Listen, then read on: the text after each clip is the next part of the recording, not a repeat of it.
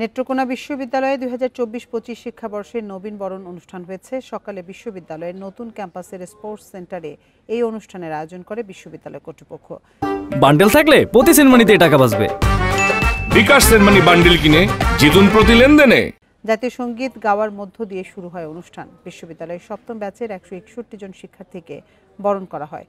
উপাচার্য অধ্যাপক ডক্টর খন্দকার মোহাম্মদ আশরাফুল মুনিমের সভাপতিত্বে অংশ নেন কিশোরগঞ্জ বিশ্ববিদ্যালয়ের উপাচার্য অধ্যাপক ডক্টর দিলীপ কুমার বড়ুয়া সহ বিভিন্ন বিশ্ববিদ্যালয়ের শিক্ষক কর্মকর্তারা।